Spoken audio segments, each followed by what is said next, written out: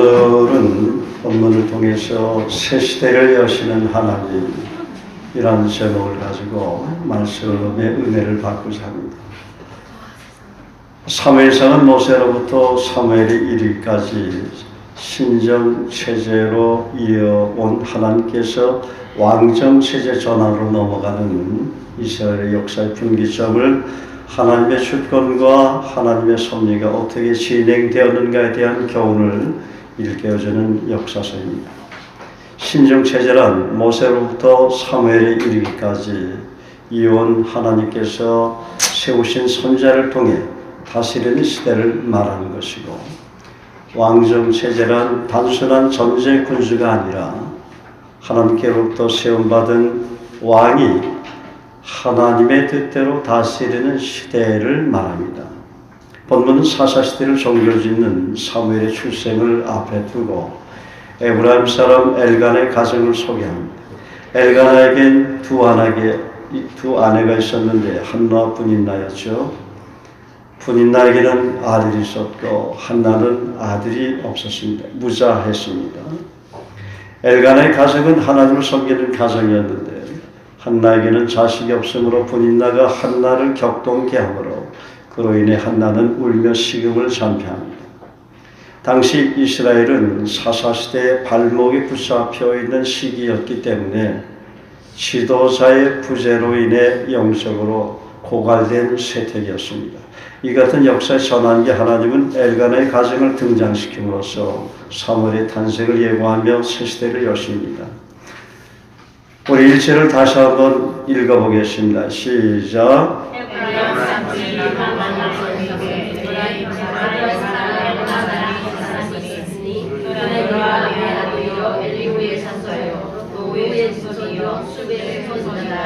네, 감사합니다. 1절의 내용을 보면 하나님은 역사의 주관자시다라는 사실을 우리가 알 수가 있습니다.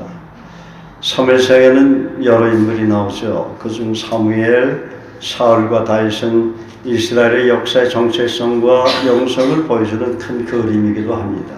특히 사무엘상은 한 개인의 성장 및 활동 그리고 지금까지 그 모든 과정을 하나님께 주관하시고 있음을 우리에게 잘 보여주고 있지요. 하나님은 한 개인사를 주관하시기도 하지만 이스라엘 전체 역사 나아가선 전 세계의 역사를 주관하십니다. 그러므로 사무엘상은 역사의 주관자가 하나님이심을 우리에게 가르쳐주면서 하나님의 주권을 강하게 피력하고 있는 성서이기도 합니다. 사도 바울은 기독교의 대역사관을 로마서 11장 36절에 이렇게 선포합니다. 이는 만물이 주에게로 나오고 주로 말미암아 주에게로 돌아갑니다. 영광이 그에게 세세히 있으로다. 아멘. 그러므로 우리는 성서를 통해 역사의 주관자이신 하나님과 하나님의 섭리에 대해서 하나님의 사람들이 어떻게 외치고 있는지 수시로 만날 수 있어야 합니다. 하나님은 본문에서도 엘가나 가정을 등장시킴으로써 이스라엘을 새롭게 여시고 주도해 나가는 구속사의 과정을 보여주십니다. 3절에 보면 만군의 하나님께 예배하며 라는 말씀이지요. 두 번째, 우리가 본문을 통해서 깨달을 수 있는 교훈은 뭐냐면 예배에 깨어 있어야 한다는 것입니다. 율법은 히브리 남자들이 1년에 3차례 성전에 올라가 가도록 규정하고 있습니다. 출애굽기 34장 23절에 보면, 그러나 엘가나는 선민인 레위 출신이었음에도 불구하고 매년에 한 번씩 실로에 있는 성막에 가서 예배의 제사를 드립니다. 따라서 엘가나는 당시 율법의 규정을 위반한 것으로 볼 수 있는데, 예컨대 그 당시 이스라엘의 핑배에 있던 영적인 나태를 어느 정도 감지할 수가 있습니다. 그런데도 불구하고 하나님은 엘간의 가정을 통해 사무엘을 이스라엘의 파수꾼으로 보내시는 은혜를 부어주십니다. 그래서 하나님께 쓰임받는 종이 되려면 예배에 깨어 있어야 합니다. 여러분처럼 예배에 깨어 있어야 합니다. 우리가 하나님을 경외한다는 것은 하나님께 나가 예배드리기를 즐거워한다는 뜻이죠. 그러면 예배에 깨어있는 성도가 되려면 어떻게 해야 하는가?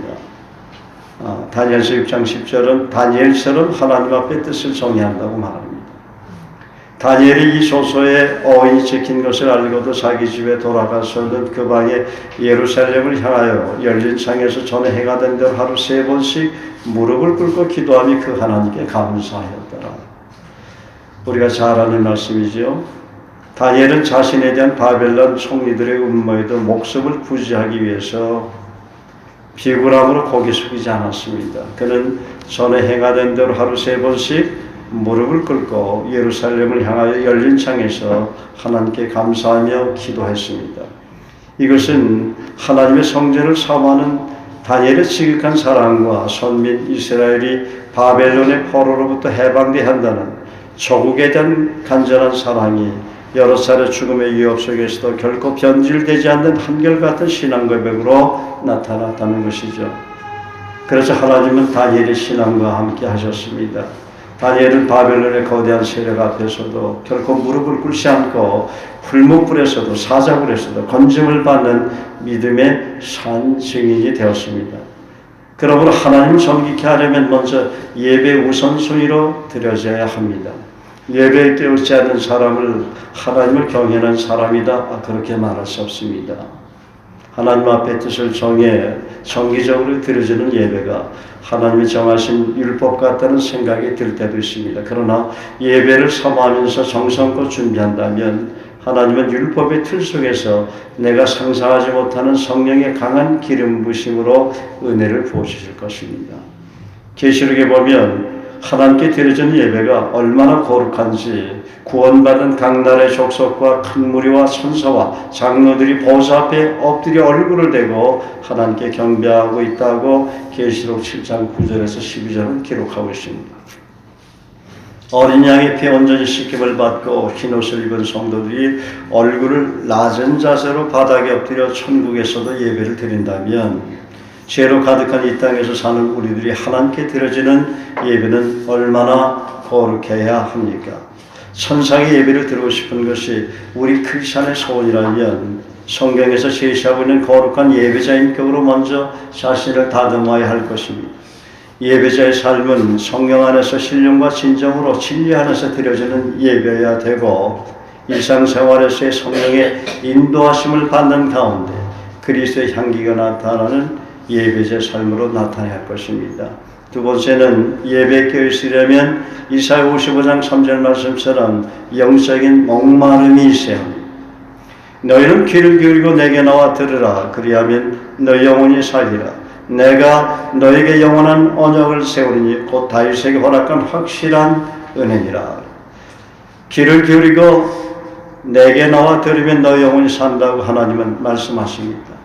그리고 그것은 다윗에게 허락한 확실한 은혜고 언약이니라. 그렇게 말씀하시죠. 사실 우리가 영적인 목마름이 없기 때문에 하나님 은혜를 받지 못합니다. 영적인 목마름이 있다면 하나님은 저와 여러분에게 날마다 은혜를 부어주실 것입니다.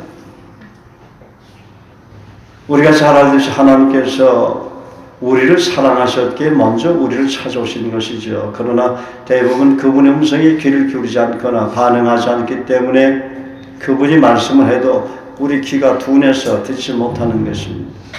하나님께서 안타까운 마음으로 거듭거듭 말씀하시지만 우리 심령은 신령한 꼴을 줘도 먹지 못하고 삐쩍 마른 양처럼 몸이 마른 것을 얘기하는 거 아니에요. 오해하지 마세요. 보기 흉한 모습으로 하나님의 가슴에 못질하고 있는 것, 영적인 목마름으로 말라있다는 것이 영적인 메마름으로. 하나님은 늘 우리에게 만나와 생수로 풍성히 먹이시기를 원하시지만 우리가 새벽을 거르고 영적인 목마름이 없기 때문에 주님이 주신 만나는 날마다 거두지 않아 벌레가 생기고 생수는 그대로 방치함으로 냄새가 나고 썩을 뿐입니다. 우리 몸에는 음식을 요구하는 기능이 있습니다. 배가 고플 때는 왕성하게 땡기죠. 그런데 아무것도 먹지 않았는데 몸에서 요구하지 않는다면 그분의 몸에 어떤 이상이 있다는 증거가 아니겠습니까? 정상적인 사람이라면 하루만 걸려도 식욕을 거부하는데 많은 인내가 필요할 거예요. 영적인 식욕도 마찬가지입니다. 말씀을 섭취한 지 오래되었는데도 불구하고 말씀 섭취에 대한 갈망이 없다면 자신의 영적인 기능을 어떻게 진단할 수 있겠습니까? 몇 날 몇 주일을 굶어도 아무 반응이 없다면 그것은 아주 심각한 상태에 있다고 말할 수 있지 않겠습니까? 정상적인 그리스도인이라면 영의 양식을 갈급하는 마음을 성령께서 강하게 주시기 때문입니다. 그러므로 끊임없는 영적인 목마름이 있다는 것은 성령의 인도하심을 따라 성령의 통치를 받고 성령 충만한 삶을 살아가고 있다는 증거인 것입니다. 영적으로 그분은 건강하다는 증거죠. 그래서 영적으로 건강한 사람은 예배와 하나님과의 교제를 성실하게 갖게 되어 있습니다. 우리는 그것을 말씀을 묵상하는 시간이라고도 하고 큐티라고도 부릅니다. 큐티야말로 성령의 세미한 음성을 듣는 가운데 경건한 인격으로 다듬어지는 도구가 됩니다. 그리고 큐티에 깨어있게 되면 예배도 깨어있게 되고 우리의 모난 성품은 조율이 되고 반듯하게 깎이는 성령님이 예비하신 칼이 되겠죠. 세 번째, 5절에 보면 한나에게는 어떻게 해요? 갑절을 주니 이는 그를 사랑합니다. 엘리사가 엘리야에게 그 말을 했죠. 제자로서 자기 스승에게 당신의 영감을 갑절이나 달라고. 이 갑절이나 그 사랑을 받는다면 그 사람의 인품은 사랑받는 인품이 아닐까요? 사랑받는 인품이 되어야 한다는 것이죠. 하나님과 사람에게 사랑받는 인품이 되어야 되는 것입니다. 예를 들어서 우리가 남녀가 서로 사랑하게 되면 상대방의 눈빛만 봐도 그의 필요가 무엇인지 알지요. 또한 사랑하기 때문에 일방적으로 상대방에게 헌신합니다. 상대방에게 어떤 대가를 받기 위해서 귀를 기울이고 헌신하는 것이 아니라 사랑하기 때문에 기쁨으로 헌신합니다. 그래서 사랑하면 눈이 먼다고 하죠. 한나는 분인나보다도 남편 엘가나의 사랑을 더 많이 받았습니다. 엘가나가 하나님께 제사를 드린 날에는 제물의 분깃을 갑절이나 준 것을 보면 남편의 사랑이 한나에게 쏟아진 것은 틀림이 없습니다. 이로 인해 분인나는 시기와 질투를 했을 것이고 아이를 못 낳는다고 죄인 취급하며 격동했을 것입니다. 그 당시의 풍습은 여인이 아이를 못 낳으면 죄인으로 취급을 했고 저주받는 여인이라고 사람들로부터 조롱을 당했습니다. 그런 시대적인 배경 가운데 한나는 고개를 못 들고 다녔을 것입니다. 그러나 남편의 끔찍한 사랑, 아이를 못 낳는 서름과 상처를 어느 정도 달랠 수 있었던 것이죠. 그래서 사랑이란 아름다운 것입니다. 부부간이나 남녀간이나 서로 사랑할 때 격려가 되죠.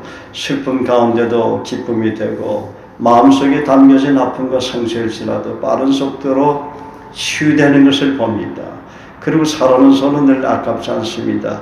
엘가나가 한나에게는 갑절을 준 것을 보면 분인나가 주시하며 동태를 살피고 있을 텐데 아랑곳하지 않고 사랑의 눈이 멀어서 그런지 물질 공세로 사랑의 표현을 노골적으로 시도하면서 윙크하는 모습이 아름답기만 합니다. 우리가 처음 주님 만났을 때 주님만 생각하면 눈물이 나고 주님께서 나를 지키 사랑하신다는 사실 때문에 주님께 그저 있는 것 없는 것 다 바치고 싶었던 추억이 있었을 것입니다. 마찬가지로 사랑하면 그저 주고 싶고 모든 것 아낌없이 바치고 싶은 마음이 엘가나에게도 있었다는 것은 어쩌면 지극히 당연한 애정 표현이었을 것입니다. 사랑하면 주는 손이 거듭거듭 반복해도 아깝지 않습니다. 그러나 미우면 어떻게 돼요? 주는 것도 아깝고 배기 싫고 신경질도 나고 티각태각하게 되는 것이 사랑과 동떨어져 사는 분들의 일반적인 성향입니다. 그러나 그 하나님의 사랑과 어찌 비교할 수가 있겠습니까? 하나님은 우리를 사랑하시기 때문에 창조하셨고 하나님보다 높아지려고 하고 하나님의 지극한 사랑으로부터 멀리 도망가려는 의도적인 죄를 범하였음에도 하나님은 우리의 과거를 묻지 않고 그리스도 예수를 통해 우리를 찾아오셨습니다. 그 사랑의 원형을 회복하기 위해서 다시 우리에게 오신 것이죠. 하나님께서 사람을 창조할 때 하나님의 거룩한 형상으로 창조했기 때문에 그 사랑의 본질, 그 사랑의 원형, 하나님의 원형, 그리스도를 통해서 다시 회복시키기 위해서 예수님께서 우리 죄를 위해서 십자가에 못 박혀 죽으시고 장사 지난 바 되었다가 3일 만에 부활하심으로 그 누구든지 예수님을 구세주로 믿고 마음에 초청하는 자, 영접하는 자는 그 하나님의 사랑을 회복하게 되는 것이죠. 하나님의 그 사랑의 그 원형을 회복하게 되는 것이죠. 그래서 그리스도가 얼마나 놀라운 분인지 모릅니다. 그분은 또한 우리의 죄를 묻거나 우리의 사랑을 요구하실 수 있는 당연한 권리를 주장할 수 있는데 불구하고 하나님은 우리를 일방적으로 사랑하셨기 때문에 창조하신 창조의 원칙을 무시하지 않았습니다. 죄인들에게 당연히 형벌을 줄 수 있었고 모세를 통해 율법으로 얼마든지 우리를 엄격히 다스릴 수 있었지만 하나님의 신의 산에서 주신 율법을 독생자 예수를 통해서 율법의 완성은 사랑이라는 단순한 법으로 완전히 바꾸셨습니다. 그래서 십자가의 법은 행위의 죄로 저주를 내릴 수 있는 율법에 대한 면죄부인 것입니다. 그러므로 이제 그리스도 예수 안에 있는 자에게는 결코 정죄함이 없나니 이는 그리스도 예수 안에 있는 생명의 성리의 법이 죄와 사망의 법에서 너를 어떻게 해방하였습니다. 로마서 8장 1절 2절은 말씀하죠. 또 율법에 속한 모든 계율과 규범을 예수님의 피로 새롭게 탄생시킨 은혜의 법입니다. 그래서 너희가 그 은혜로 인하여 믿음으로 말미암아 구원을 얻었나니 이것이 너희에게서 난 것이 아니요 하나님의 선물이라. 행위에서 난 것이 아니니 이는 누구든지 자랑치 못하게 하려 함이라. 에베소 2장 8절 9절은 그렇게 말하고 있는 것입니다. 은혜의 법으로, 율법이 은혜의 법으로 바뀌었어요. 율법이 사랑의 법으로 바뀌었습니다. 구약의 5가지 제사가 속죄제, 속건제, 화제, 화목제, 번제, 하여간 그 5가지의 그 제사가 예수 그리스도의 십자가의 단 한 번의 희생제물로 인해서 구약의 율법으로 정했던 그런 모든 제사가 다 폐하여진 것이죠. 그래서 우리는 그리스도 한 분만으로도 만족할 수 있고 그분이 우리를 위해서 죽으심으로써 자신의 몸을 제사드렸기 때문에 희생제물로 드렸기 때문에 우리는 더 이상 구약의 그 제사에 그 율법에 묶일 수 없고 완전히 해방된 그리스도 예수 안에서 참 사형을 내리는 하나의 백성이 된 것이죠. 그러니까 율법에서 요구하는 모든 원칙을 예수 사랑, 예수님의 그 사랑이라는 인격적인 법으로 해방시킨 생명의 법인 것입니다. 그러면 우리는 율법을 통해서도 하나님의 사랑을 깨닫게 되며 주님 모시고 그리스도를 증거하며 사는 것을 기쁨으로 여기고 있는지도 모릅니다. 영생에 대한 명확한 확신이 있기 때문에 율법이 요구하는 모든 송사에서 해방된 자유로운 삶을 살 수가 있는 것입니다. 그러므로 그리스도인이야말로 이 세상에서 가장 행복한 사람들입니다. 우리 한번 옆 사람, 뒷 사람, 당신은 정말 그리스도 안에서 행복한 사람입니다. 당신은 행복한 인생을 살게 되었습니다. 축하합니다. 당신처럼 행복한 사람이 이 세상에 있을까요?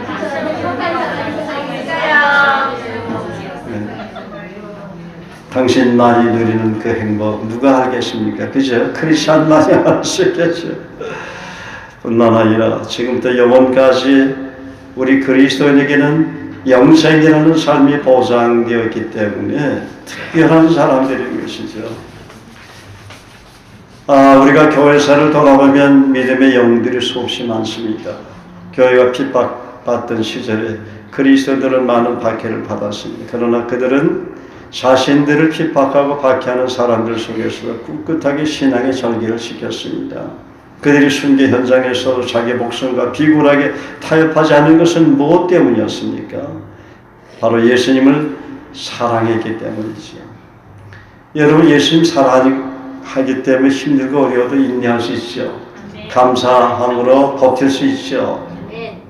여러분에게는 항상 그 희망이 보여요. 미래에 대한 소망이 보이죠. 생에 놀라운 그 비전들이 보입니다. 의욕이 넘쳐요. 우리 크리스천들. 주님이 바로 그런 우리 생에 놀라운 소망과 희망을 주셨고 우리에게 비전을 주셨기 때문에 그분이 우리와 함께 날마다 동행하기 때문에 우리 일상적인 삶에서 의욕이 넘치고 할렐루야 찬양하게 되고 감사하게 되고 기도하게 되고 또 섬기게 되는, 힘들고 어려운 사람들, 가난한 사람들 섬기게 되는 그런 삶을 우리 크리스찬들이 살게 되는 것입니다.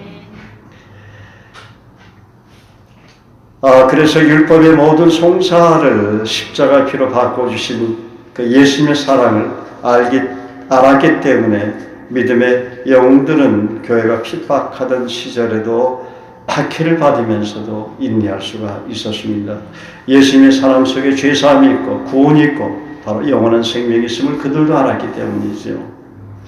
우리가 살고 있는 지구촌에도 수많은 그리스도인들이 있습니다. 그들이 주님을 따르고 섬기는 것을 귀하게 여기는 것은 무엇 때문입니까? 그들도 교회사의 영웅들처럼 하나님의 사랑을 인격적으로 받아들이면서 체험하고 있기 때문이죠. 모든 율법의 정죄에서 해방된 구원받은 백성임을 잘 알기 때문입니다. 그들은 우리와 동일하게 주님 섬기는 것을 기쁨으로 여깁니다. 주님께서 사랑하시는 교회를 섬기는 것을 특권으로 여깁니다. 그러므로 제자란 십자가의 사랑에 그대로 반응하는 사람입니다. 예수님의 사랑에 감격해서 주님을 따르는 사람이 제자인 것이지요. 우리가 그분의 사랑과 가까이 만나지 못하는 것은 그분을 멀찍이 따르거나 쟁기를 잡고 뒤를 돌아보는 자는 내게 합당치 못하다는 주님께서 말씀하신 것처럼 그 주님의 그 사랑에 반응하지 않기 때문이죠. 그분은 늘 사랑으로 부어주시기를 원합니다. 그분은 그분 자신보다 저와 여러분을 더 사랑하십니다. 어제 잠시 한 2, 3분 동안 텔레비를 보게 됐는데 그 내용을 보니까 부모가 자녀들을 교육을 시키는데 완전히 자식에게 매우 있더라고요. 그냥 자식이라면 덜덜덜덜 떨어. 나 대학 가기 싫어요. 내 인생은 내 마음대로 할 거야. 그러면 안 된다. 너를 위해서 얼마나 투자를 했는데 내 인생 엄마가 사라지는 거 아니잖아. 나 내 마음대로 할 권리가 있어. 왜 자꾸만 나를 간섭하는 거 싫어. 난 내 마음대로 살고 싶고 친구들도 만나고 마음대로 놀고 싶고. 그 엄마가 무릎 꿇고 울더라고요. 자식에게 할 말을 못하는 거예요. 그래서 저는 그걸 보면서 하나님도 바로 그렇지 않겠는가. 하나님이 우리를 향한 그 사랑이 바로 그렇다는 것입니다. 그렇다는 거예요. 하나님이 여러분을 율법으로 다스리지 않아요. 율법으로 징계하지 않아요. 믿습니까? 물론 정이 말을 안 듣고 탕자처럼 살게 되면 탕자를 기다리는 아버지의 마음, 그건 우리가 이미 알고 있지만 때로는 하나님께서 사랑하는 자에게 회초리를 들 때가 있어요. 그렇지만 하나님 회초리를 들 땐 막바지에 드는 거예요. 도저히 안 되겠게. 그래서 크리스찬들이 뭡니까? 한 번씩 비보를 듣잖아요. 크리스찬들이 자살을 하는 사람들도 있다고요. 너무나 슬프고 비극적인 일이죠. 그럴 때는 주님도 어떻게 말릴 수가 없는 것 같아요. 그렇죠? 물론 그분이 거듭난 크리스찬이 아닌지 전 모르겠어요. 아무튼 기독교로 장례를 치르니까 그리스도인이라고 인정해 줘야 되겠죠. 그런데 많은 사람들이 자살 현장에서 자기가 다시 살아난 간증을 보면 하나님 때문에 자기가 자살을 금하게 됐다. 어떤 생각을 떠올려주든지 엄마 얼굴을 떠올려주든지 누군가를 떠올려주시는데 뭘 바라보게 해서 자살을 하지 못하게 되었다는 거예요. 그분들이 하나님께서 그렇게 했다는 것을 간증하잖아요. 그 마지막까지도 하나님은 저와 여러분의 생명을 너무나 귀하게 여기는 거예요. 여러분, 우리 크리스찬들 자살하도록 내버려 두겠어요? 아니에요. 그렇지 않아요. 그 텔레비에서 정말 엄마가 그 아이가 이제 대학을 들어가야 되는데 그렇게 정말 그 아이를 위해서 기도하고 그 아이를 그 기독교 방송은 아니에요. 일반 텔레비인데 KBS인가 그런데 애지중지에 투자하고 헌신하고 희생한 것이 너무 아까운 거예요. 부모는 나 같으면 한 대 때릴 것 같은데 때리지도 않더라고. 그 어머니는 너무 귀해서. 그냥 울더라고요.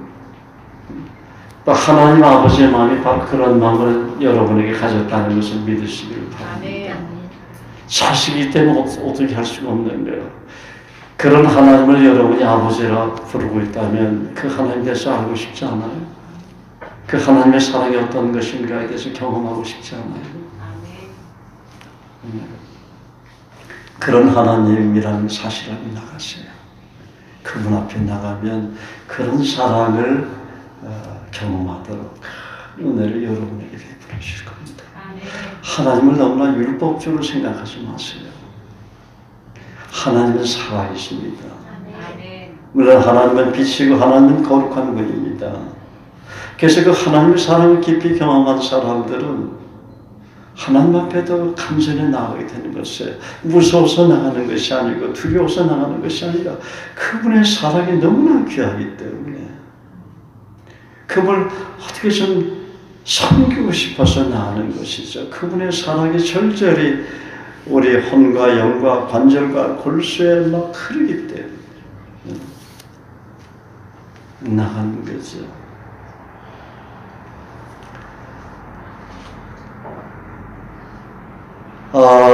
예수님은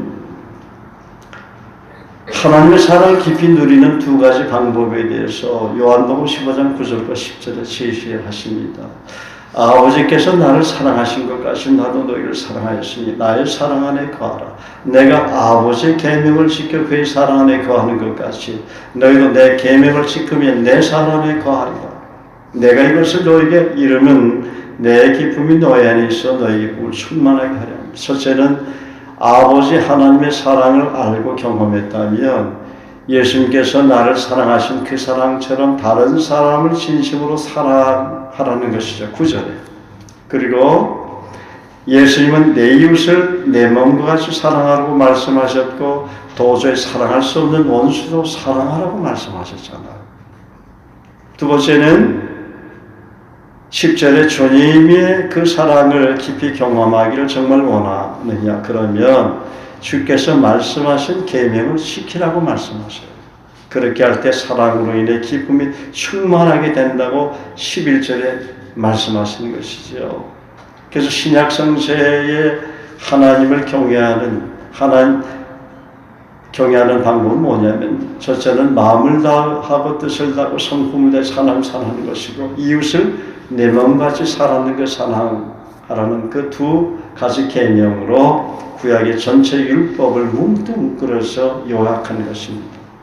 구약의 613계명을 요약한 것이 두 계명이에요. 첫째는 뭐예요? 주 너의 하나님을 사랑하라. 이웃을 내 몸같이 사랑하라. 그러면 너희가 모든 율법을 다 지킬 수가 있다. 그렇게 말씀하신 것이죠. 예수님이. 자, 네 번째 6절에 보면 여호와께서 그에게 임신하지 못하게 하심으로 그런 말씀이 나오죠. 하나님의 긍휼을 보내는 응답받는 기도의 사람이 되어야 한다. 한나가 아기를 갖지 못한 것은 하나님께서 임신하지 못하게 하셨다고 합니다. 그러나 한나는 포기하지 않았어요. 성전에 엎드려 식음을 전폐하며 간절히 전심으로 기도했습니다. 성경은 임신에 대해 세 가지 말씀을 통해 아기를 갖기를 원하는 분들에게 세 가지 방법을 제시합니다. 첫째는 출애굽기 23장 26절에 내 나라에 낙태하는 자가 없고 임신하지 못하는 자가 없을 것이라고 말씀하십니다. 하나님 아버지의 마음은 생육하고 번성케 하시고자 하는 마음을 갖고 계십니다. 인간이 죄를 범하기 전이나 죄를 범한 이후에도 마찬가지입니다. 노아의 홍수가 끝나고 나서 하나님은 창세기 9장 1절에 말씀하셨죠. 하나님이 노아와 그 아들에게 복을 주시며 그들에게 이르시되 생육하고 번성하여 땅에 충만하라. 둘째는 룻기 4장 13절에 하나님이 임신케 해야 임신할 수 있다고 말씀합니다. 보아스가 룻을 맞이해 아내로 삼고 그에게 들어갔더니 여호와께서 그에게 임신하게 하심으로 그가 아들을 낳은지라. 세 번째는 오늘 본문 5절 말씀처럼 하나님의 뜻과 섭리가 계셔서 임신을 허락하시지 않을 때가 있다고 말씀합니다. 성경은 한나뿐만 아니라 아브라함이 아내 사라, 이삭이 아내 리브가도 임신하지 못하다가 남편 아브라함의 기도와 리브가의 남편 이삭의 기도를 듣고 응답하십니다. 이삭이 그의 아내가 임신하지 못하므로 그를 위하여 여호와께 간구하며 여호와께서 그의 간구를 들으셨으므로 그의 아내 리브가가 임신하였더니 창세기 25장 21절에 나오죠. 엘리사벳도 늙도록 아기를 갖지 못하게 된 것은 하나님이 허락하시지 않았기 때문이고 어느 세례요한을 임신하게 된 것은 그 당시 이스라엘의 제사장이었던 사가랴의 기도 때문이라고 누가복음 1장 13절을 말합니다. 천사가 그에게 이르되 사가랴여 무서워하지 말라. 너의 간구함이 들린지라. 내 아내 엘리사벳이 내게 아들을 낳았으리니 그 이름을 요한이라 하라. 물론 사라나 리브가도 아기를 간절히 원했고 기도했을 것입니다. 더더욱이 한나는 식음을 전폐하며 간절히 기도했다고 성경은 말합니다. 그런데 왜 아내들의 기도에 대해서 성경은 말하고 있지 않습니까? 구약시대에는 한 가정의 남편이나 아버지의 기도를 통해서 축복이 계승되어 왔기 때문이다. 그러나 좋은 소식이 있어요. 예수님이 오신 이후에는 예수님이 오신 신약시대인 성령시대에는 남편이 한 가정의 가장이고 제사장이긴 하지만 남편이 예를 들어서 믿음이 없을 때는 아내의 믿음을 통해서 일하시기도 하고 또 아버지가 믿음이 없을 때는 어머니나 자녀들의 믿음을 통해서 일하시잖아요. 그렇죠? 남편이나 아버지가 가정의 중심이고 리더십이긴 하지만 그분들에게 믿음이 없을 때는 그리스도에 대한 믿음이 있는 아내나 자녀들을 통해서 하나님의 역사를 이루시는 것이죠. 왜냐하면 거듭난 그리스도인 몸 안에는 성령 하나님께서 내주하고 계시기 때문이라는 것이죠. 그리고 예수님이 오신 이후에는 결혼에 대해서 각자 스스로 선택하도록 자유를 주신 것을 볼 수가 있습니다. 물론 하나님께서 우리 인간에게 자유의지를 주셨어요. 자유의지, 스스로 선택하는 거 굉장히 중요합니다. 그것은 하나님도 때로는 말릴 수가 없어요. 고집스럽게 자기가 그 고집을 부리는데 어떻게 하나님도 맡겠습니까? 네 고집대로 해봐라 그렇게 하지. 그렇잖아요? 네. 그런데 예수님께서는 마지막 때는 그날에는 아이 벤 자들과 젖 먹이는 자들에게 화가 있으며 너희가 도망하는 일이 겨울에나 안식일에 되지 않도록 기도하라고 마태복음 24장 20절과 21절에는 경고하고 계시다는 거예요. 사도 바울도 결혼에 대해서 고린도전서 7장 26절 이하에 다음과 같이 말씀합니다. 내 생각에는 이것이 좋으니 곧 임박한 환난으로 말미암아 사람이 그냥 지내는 것이 좋으니라.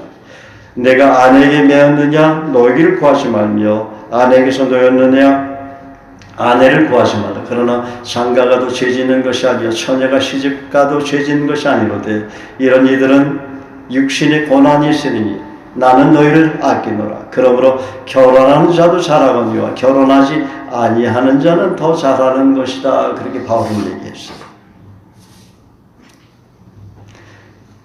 성경에서 말하는 신약시대 결혼관을 제가 여러분에게 말씀드리는 거예요. 아시겠죠? 싱글들 잘 아시겠죠? 처녀 총각들 잘 아시겠죠? 여러분이 결혼을 하든 안 하든 하나님 다 기뻐해요. 거기에 매진 만나는 것이죠. 결혼하고 싶으면 결혼하시고 난 주님을 위해서 남은 세계 주님만 섬기기를 원합니다. 복음 전하고 제자 삼기를 원합니다. 베드로 빼놓고 사도들이 예수님 제자들이 다 결혼하지 않았지 않습니까? 결국 그분들 다 순교했죠. 그래서 초대교회 때는 수없이 많은 사람이 결혼하지 않은 총각들이 많았어요. 처녀들도 많았고. 자, 한나는 분인나보다도 남편에게 갑절 이상의 사랑을 받았습니다. 그런 사랑을 받지 못했다면 남편의 아기를 갖고 싶지 않았을 것입니다. 사랑은 상대방에 대한 깊은 헌신으로 이어집니다. 그리고 그 사랑에 대해 숭고한 열매로 나타내지기를 간절히 원합니다. 그 중에 하나가 사랑하는 사람의 아기를 갖고 싶어하는 것입니다. 그 남편이 미우면 아이를 학대하는 그런 분도 간혹 있더라고요. 한 100만 명에 한 명이 있으니까. 예. 그런가 봐요. 그리고 그 아기를 훌륭하게 키워보고 싶은 소망이 있어요. 물론 여자에게는 모성이라는 것이 있어요. 남편에게 사랑을 받든 안 받든지 간에 아이를 훌륭하게 키우고 싶은 그런 마음이 있죠. 여인들은 잘 하실 거예요. 난 남자가 돼서 잘 모르겠는데. 그래서 부모의 마음으로 알지요. 한나는 그런 소원 때문이라도 분연히 일어서야 했습니다. 그것은 부인나와의 자존심의 싸움이 아니라 사랑하기 때문에 마땅히 헌신해야 하는 자기와의 싸움이다. 자존심이라면 남편 엘가나가 부인나보다도 자신을 더 사랑한다는 것으로 싸움은 이미 끝났습니다. 싸움은 이미 끝났죠? 자존심의 싸움이랍니다. 누가 이겼어요? 한나가 이겼죠. 남편에게 사랑을 더 많이 받았으니까. 또 하나님께서 레위 지파의 아내가 되게 하셨다면 제사장의 후손을 이으라고 레위의 가문으로 출가시킨 것이 아닌가. 분인나의 격동으로 가슴만 태울 것이 아니라 하나님 뜻이 어디 있는지 하나님의 앞에 무릎을 꿇고 응답을 받을 때까지 매달려야 할 것이 아닌가. 한나는 그렇게 결심한 거죠. 한나의 믿음에 대해서 2장을 보면 구체적으로 자세히 알 수가 있어요. 그녀는 성세에 대해서 해박한 지식을 갖고 있었어요. 그녀의 믿음은 보통의 수준을 훨씬 뛰어넘는 여인이었다는 것을 직감할 수가 있습니다. 한나의 찬양시는 구약 성경에서 3대 시로 손꼽습니다. 하나는 신명기 32장의 모세의 시고 또 하나는 사무엘하 22장에 나오는 다윗의 찬양시고 그 다음에 사무엘상 2장에 나오는 한나의 시, 3대 시, 구약의 3대 시입니다. 그녀의 영성이 사무엘을 낳고 3년 만에 갑자기 우뚝 솟았다고 저는 믿어지지 않습니다. 그녀는 레위 가문에 시집오기 훨씬 전부터 하나님의 사랑과 하나님의 마음에 대해 깊이 알고 있었습니다. 하나님은 하나님의 사랑을 성급하게 세우지 않습니다. 하나님의 사랑을 하나님 절대 성급하게 세우지 않습니다. 성급하게 세우면 병든 형제자매들도 다 빨리 나아야 되잖아요. 건강하게 영적으로 성숙해야 되잖아요. 그렇지 않잖아요. 우리가 갑자기 축지법으로 그렇게 잘합니까? 애기가 태어나자마자 어른이 됩니까? 안 그렇잖아요. 하나님은 하나님의 사람으로 세울 때까지 성급하게 세우지 않아요. 시간이 필요해요. 인내가 필요해요. 하나님을 알아가는 기간이 필요한 것이죠. 근데 우리의 마음은 빨리 영적으로 성장하고 싶어요. 물론 나중된 제가 먼저 될 수도 있고 빨리 영적으로 성장하는 사람이 있어요. 그런 분은 축복받은 사람이에요. 정말 영적으로 성장해서 사실은 주님 만나고 거듭나서 몇 년 만에 몇 년 지나다가 신학교 가서 목사 되고 선교사 된 분들도 많아요. 굉장히 빠른 속도로 성장하는 것이죠. 다른 사람들이 그분을 선교사로 추천할 정도니까 굉장한 거지요. 그 성숙한 분이 아니면 그렇게 될 수 없어요. 근데 그것이 그렇게 빠르게 오지 않는다는 게 대부분. 많은 시간을 필요합니다. 왜냐하면 우리 인간에게는 내면에 자기 고집이라는 것이고 변화되지 않은 성품이 있고 하나님을 변화시켜야 할 그런 영역들이 있기 때문에 하나님을 알아가는 것이 쉽게 알아지는 것이 아니에요. 많은 시간이 필요해요. 하나님의 인격을 경험하는 것, 그리스도를 알고 그리스도를 닮아가는 것이 하루 이틀 만에 되는 건 아니죠. 그래서 사도 바울도 말년에는 그리스도를 아는 것은 목숨 걸은 삶을 살았어요. 그리스도를 아는 것 외에는 자기는 다 배설물로 인간의 몸에서만 배설물로 여겼다고 그랬어요. 믿습니까? 자, 우리 생애가 굉장히 짧습니다. 여러분 그리스도를 아는 시간이 그렇게 많지 않아요. 벌써 새해가 시작이 됐잖아요. 지난달을 돌아보세요. 얼마나 세월이 빠릅니까? 근데 주님은 저와 여러분이 영생은 유일하신 하나님 그리스도 예수를 아는 것에 온전히 초점을 맞추고 여러분을 위해서 기도하고 있어요. 근데 그리스도를 알아가는 것은 하나님 은혜도 필요하지만 내가 노력하고 헌신해야 돼. 성경을 펴서 읽고 묵상해야 돼. 말씀을 암송해야 돼요. 주님과 성령님이 교제 헌신해야 돼요. 큐티에 헌신해야 돼요. 그래 알아갈 수 있어요. 그리고 크리스찬들끼리 말씀을 묵상하는 걸 서로 나눠야 돼요. 그래 하나님의 음성을 들을 수가 있어요. 그분들을 통해서. 그리고 말씀을 경험해 봐야 돼요. 하나님 약속을 경험해야 그리스도를 알 수가 있어요. 구체적으로. 그런 전제 조건에 대한 노력과 헌신 없이 그리스도를 안다는 건 허상의 여기가 있을 수 없는 일입니다. 주님 그렇게 쉽게 저와 여러분이 알게 하지 않아요. 만약에 그렇게 알게 되면 어떤 사람이는 머리만 커져고 잘못하면 이단 교주가 될 수 있기 때문에 그렇죠. 잘못 나갈 수가 있기 때문에 그래요. 여러분 공부만 잘한다고 해서 그 사람이 훌륭한 사람이 된다고 보장할 수 없잖아요. 그 사람의 인성이 인간됨이 되지 아니하면 아무리 공부를 잘해도 많은 사람들로부터 존경받고 사랑받지 못해요. 똑같아요. 우리가 성경을 아는 것과 경험하는 건 달라요. 말씀을 경험하는 건 성령의 열매, 9가지 열매를 아름답게 맺는 것이에요. 맺지 못하면 지식으로 아는 건 아무런 소용이 없어요. 지식도 폐하여지게 되어 있어요.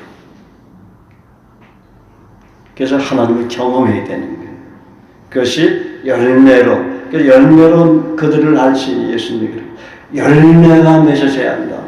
성령의 아름다운 열매를 그 아름답게 맺어질 때 그분이 그리스도 예수는 참으로 건강하고 아름답게 성장한 크리스찬이구나 하는 그런 분을 인정하는 거예요. 그런 분과 함께하는 것이죠. 그런 사람은 충성된 사람이라고 말하는 것이죠.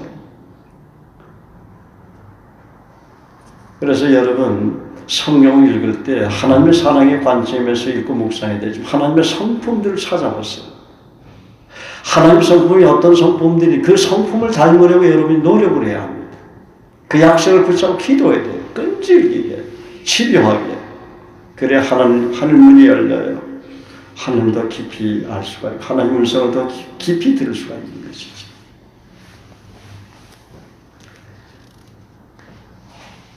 그리고 자 한나를 다시 돌아가서 우리가 보게 되면 한나는 그렇기 때문에 하나님 마음을 움직이는 최종적인 결단을 하게 이르렀습니다.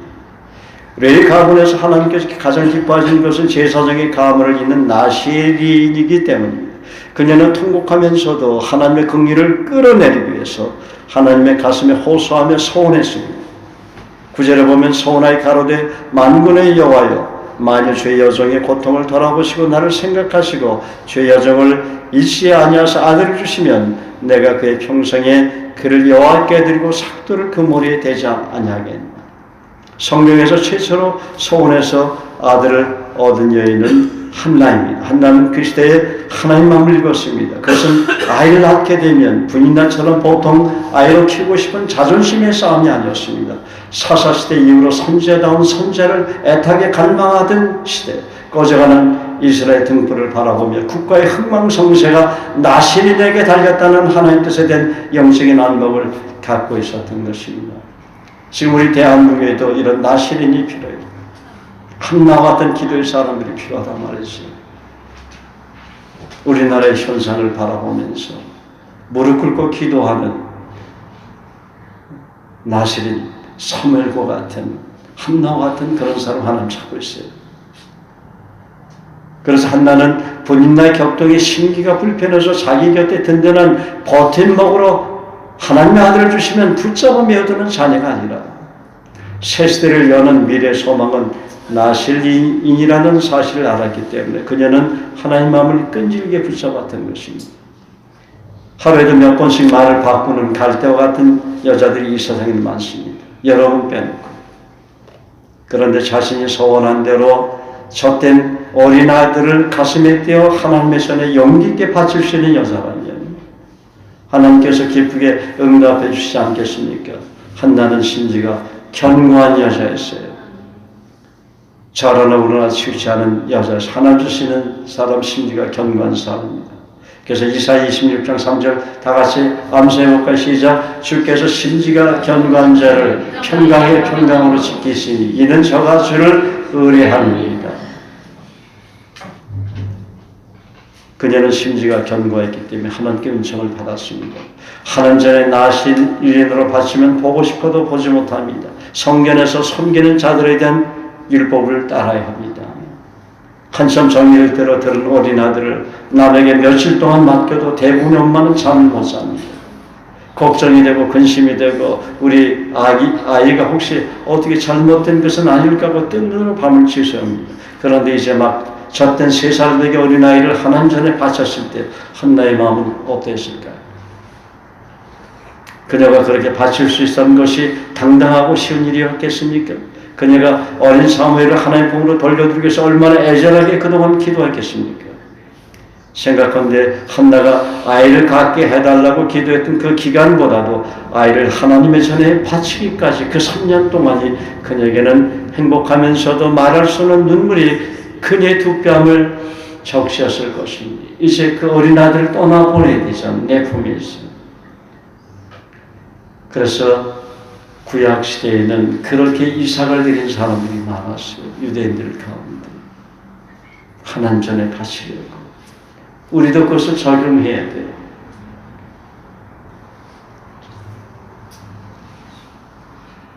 하나님 전에 바치면 보고 싶어도 마음대로 볼 수 없었기에 3년 동안 어린 사매를 키우면서 말할 수 없는 눈물이 그녀의 두 뺨을 날마다 적셨을 것입니다. 자식이 된 모성이는 그녀의 가슴을 옥죄었을 것입니다. 하나님 앞에 이렇게 귀한 헌신을 한다고 서원한 것이 하나님은 놀랍게 일을 하시지 않습니까? 저도 어린 그리스도인이었을 때 어느 날 이런 기도를 했었어요. 목사가 되기 전이죠. 1985년이니까. 어느 날 하나님, 그때 이제 남의 집 새방에 살고 있었어요. 하나님 집 아파트를 주시면 제가 열심히 전도를 하겠습니다. 그때 사업이 힘들고 어려워서 다 내리막길을 걷는, 또 하필이면 대셔슨 그분의 집에서 살았었어요. 새방을. 영적인 어둠이 이제 저도 잘 모르니까 어린 크리스찬이 뭘 알겠어요. 영적으로 치열한 전쟁이. 그 집에 이사를 가는데 그 스님이 그 얘기를 하더라고. 아니 한 선생님 집에 그 소복을 입은 여자가 이렇게 걸어가는 걸 내가 봤어요. 그래. 기분 나쁘잖아.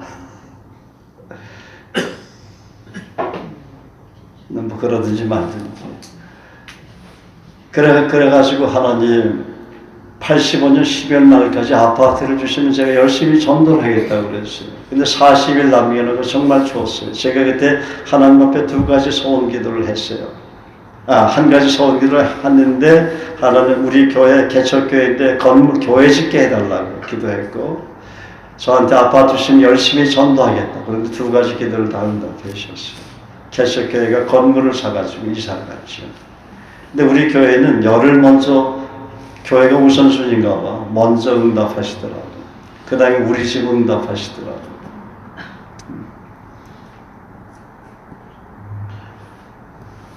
어찌됐든 그 한 번의 소원이 12월 24일 날 형제자매들 앞에서 제가 약속을 했기 때문에 선교단체에 있는 형제자매들 약속을 했기 때문에 노방전도를 했어요. 서면에서 그날이 크리스마스 이브였었어요.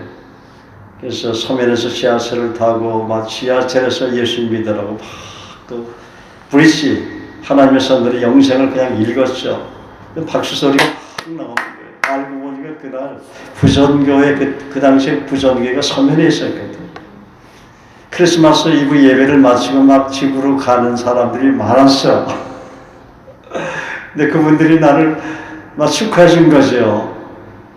근데 격려해 주니까 힘이 나더라고요. 그 다음날도 또 전도하고, 그때에서부터 전도를 본격적으로 하기 시작했어요. 버스에서, 지하철에서, 기차에서, 비행기 타면 비행기에서, 길거리에서, 택시기사.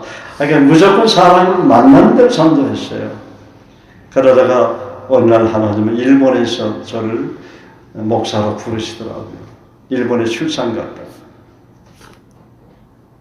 열심히 전도한 것밖에 없는데 하나님 앞에 한번 소원한 거죠. 소원. 하나님 집을 주시면 교회를 주시면 열심히 전도하겠습니다. 그 약속을 지켜야 돼. 서운한 거 지켜야 되잖아요. 하나님이 부족한 저문을 목사가 되라. 신학교 가서 목사가 되라. 일본에서 명확하게 저에게 말씀하시더라고요. 사명을 바꿔주시는 것 같아. 전 평신도로 평생 동안 주님을 섬기려고 했는데 내 생각과 하나님의 생각은 다르더라고요. 결국은 목사가 됐죠. 자, 다섯 번째, 분인나가 그를 격동시킴으로 콤플렉스를 기도로 극복해야 한다는 것이 콤플렉스. 분인나의 격동하는 내용에 6절 7절 이렇게 말합니다. 여호와께서 그를 성대시 못하게 하심으로 그 대적 분인나가 그를 심히 격동하여 번민케 하더라. 여호와께서 성대시 못하게, 임신하지 못하게 하실 때는 반드시 이유가 있는데 분인나는 그녀를 심히 격동했다고 합니다. 사무엘서 저자는 분인나에 대한 표현을 뭐라고 표현합니까? 그 대적. 야, 대적의 문은 어디가? 그 말씀이 생각이 나죠. 그 대적이라고 표현하고 있어요. 이건 굉장히 심각한 말이에요. 분인나가 하나님의 대적이에요. 한나의 대적이 아니라.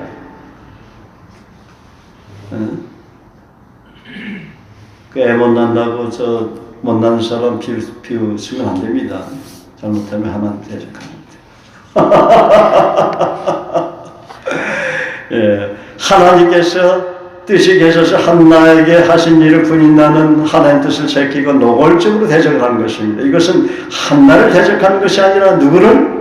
하나님을 대적하는 거예요. 그래서 원수도 사랑하라고 그렇게 얘기하신 거예요.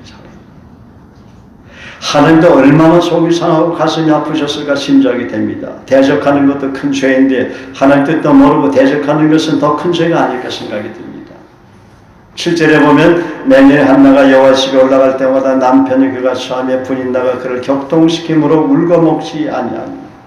실제로는 분인나가 많은 사람들이 보는 성전에서 공개적으로 대적하는 모습을 보게 됩니다. 혼자 있을 때 대적을 해도 심기가 어려운데 매년 실로의 성전에 올라갈 때마다 대적했을 때 한나의 심정은 사람들 앞에서 오죽했을까? 이쯤 생각해보면 하나님의 마음은 벌써 빠르게 움직이셨을 것입니다. 아, 이제 사람 됐던 한나가 내게 와서 기도하면 이제 응답해줘야지. 너희가 내게 와서 기도하면 내가 응답할 것이야. 너희가 전심으로 나를 찾고 찾으면 나를 만나리라. 하나님 한나의 기도를 받으시기 위해서 성전에서 준비하시며 기다리셨던 것입니다. 그런데 한나는 용감하게 소원 기도를 지금 하고 있는 거예요. 아, 소원 기도 너무 중요한 것 같아요. 하나님의 긍휼을 퍼내기 위해서 식음을 전폐하고 엘리 제사장에게 포도주에 취한 부정한 여인처럼 오해를 받으면서 하나님께 무릎을 꿇고 울며 매달리고 있는 것이죠. 격동하는 분인나에게 쓴 마음을 갖고 대적하는 자리에 있기보다는 하나님 마음을 끌어내리기 위해서 전식으로 하나님 앞에 매달리는 거예요. 하나님께서 얼마나 기뻐하셨겠습니까? 하나님의 사역을 위해서, 하나님의 영광을 위해서 기도한 한나의 간절한 몸부림에 대해서 하나님은 뛸 듯이 기뻐하셨을 거예요. 여러분, 하나님께서 뛸 듯이 기뻐하는 기도 제목을 가지고 기도하시기를 주의 이름으로 축복합니다. 하나님이 뛸 듯이 기뻐하는 기도 제목을 가지고 기도하시기를 주의 이름으로 축복합니다. 우리의 기도 제목을 돌아보세요. 하나님은 하나님 마음을 가지고 기도하는 사람을 찾으십니다. 또는 하나님은 하나님 뜻을 가지고 기도하는 사람들의 기도를 언제나 응답해 주시게 준비하고 있습니다. 다만 우리가 기도하가 때로 지연되는 것은 하나님은 우리 영적인 깊은 호흡을 통해서 친밀한 관계를 쌓고 싶으신 것이고 우리 하여금 쉬지 않고 간절히 기도하는 그 시간들을 통해서 그리스도를 닮은 거룩한 인격의 기도 인격으로 창출하고 싶은, 세우고 싶은 마음이 있기 때문입니다. 한나는 마침내 엘리 제사장의 말을 응답으로 확신하고 자신에게 있던 컴플렉스를 기도를 통해 극복합니다. 그리고 하나님 주신 아들을 통해 이스라엘의 새 역사를 쓰시는 하나님의 거룩한 사역에 동참합니다. 여러분, 인간에게는 누구나 컴플렉스가 있습니다. 저에게도 있고 아마 여러분 가운데도 컴플렉스가 있는 분 있을 거예요. 내게는 컴플렉스가 상대방에게는 없을 수 있고 상대방이 있는데 내게는 또 없을 수 있습니다. 그러나 그 컴플렉스에 대해 어떻게 반응하느냐가 문제입니다. 컴플렉스를 해결하지 못하면 사람에 대해서 하나님에 대해서 쓸모함을 가질 수 있어요. 또한 심하면 우울증과 같은 증세가 나타날 수 있습니다. 그러나 그 컴플렉스 때문에 비관하기보다는 해결책을 적극적으로 강구해야 됩니다. 하나님 뜻인 것처럼 보일지라도 적극적으로 하나님 앞에 나가야 합니다. 컴플렉스에 대해서 해결받고야 만다는 한나와 같은 용기가 필요합니다. 또한 다른 사람의 컴플렉스를 보고 격통케 하면 나의 컴플렉스에 제동이 걸립니다. 온전한 사람이 어디 있겠습니까? 자신이 온전하다고 여길지는 몰라도 하나님 보시기에 온전한 사람은 이 세상에 아무도 없습니다. 다 부족한 그 투성이고 공사 중입니다. 그러나 불가능해 보여지는 컴플렉스일지라도 도전하는 담대한 자세가 필요합니다. 컴플렉스를 약점이라고 생각하지 마세요. 인생의 승부차라고 생각하십니다. 성령의 지혜가 필요합니다. 부족하다고 생각하는 것을 인생의 승부차로 생각하는 믿음이 필요한 것입니다. 믿음은 바라는 것들 실상에 보지 못하는 것을 증거하고 있습니다. 약점을 가지고 컴플렉스를 발전시키지 말고 하나님께 기도하십시오. 약점에 매달리면 인생은 반드시 실패합니다. 약점을 극복하면 인생은 성공합니다. 하나님께서는 약점을 주신 것은 인생의 위대한 승부처로 삼으라고 주신 것입니다. 요한지시라고 그러잖아요. 요한지시를 믿습니까? 요한지시 대신 하나님 정말 믿습니까? 항상 우리를 그리스도 안에서 이기게 하시고 그랬어요. 우리로 말미암아 각처에서 그리스도를 아는 냄새를 나타내신 그 하나님께 감사하라고 그랬어요. 우리의 컴플렉스를 극복하게 하고 이기게 하시고 변화시키는 분이 바로 하나님, 그분이 바로 전능하신 하나님입니다. 우리가 믿는 하나님이죠. 여러분의 자녀의 문제, 가정의 문제, 힘들고 어려운 환경의 문제를 다 하나님이 해결해 주실 수 있는 거예요. 그 하나님 믿고 예배자로서 나오면 하나님 해결해 줍니다. 하나님은 오히려 그런 약점에 내 인생을 성공의 출수들로 변화시키는데 발판이 되는 것이에요. 게바에게도 그랬잖아요. 베드로에게 내가 장차 게바가 되리라, 반석이 되리라. 베드로에게 컴플렉스가 있었기 때문에 반석과 같은 믿음의 소유자가 다혈질은 그 형제가 그렇게 될 줄 누가 알았겠어요. 그러나 하나님은, 예수님은 베드로의 그 숨어있는 그런 비밀을 발견한 거죠. 베드로는 반드시 반석과 같은 믿음의 소유자가 된다는 것을 아신 거죠. 그래서 우리가 사람을 도울 때 그분의 깊은 것에 그 감춰져 있는 것을 그 보석을 캐내야 돼. 보석을 캐내서 우리가 그분을 도와줘야 돼. 기도하고. 그분이 훌륭한 하나님의 사람이 되는 것이죠. 너희는 마음에 근심하지 말고 나를 믿으라. 하나님이 또 나를 믿으라. 요한복음 14장 1절. 약점을 가지고 믿음으로 나아가면 하나님께서 한나게 하신 것처럼 반드시 귀한 결실을 맺게 해주십니다. 믿음이란 말씀을 발표하도록 하나님께 나아가는 적극적인 도전입니다. 다만 인내가 필요할 뿐입니다. 그리고 믿음으로 간구하는 것이 당장에 이루어지지 않더라도 그 과정을 하나님께서 소중하게 여기시고 미래 영원한 상급으로 예비하십니다. 기도의 결과를 지금 꼭 봐야 기도의 영웅이 되는 것은 아닙니다. 성경에는 하나님을 경외했던 인물 가운데 자신이 살던 시대의 침묵의 결과를 본 사람들이 수없이 많습니다. 그러나 우리는 성서를 통해서 하나님께서 침묵하신 그 기도에 대해서 왜 그렇게 하셨는지 성경이 우리에게 해답을 가르쳐주고 있습니다. 하나님은 그 시대에 하나님의 뜻을 보여주시지 않았지만 우리는 지금 이 시대의 믿음의 영웅들이 기도한 결과를 보고 있습니다. 그들로 하여금 믿음을 가지고 기도에 손을 쉬지 않고 올리게 하신 하나님께 감사와 찬양과 영광의 박수를 올려드립시다.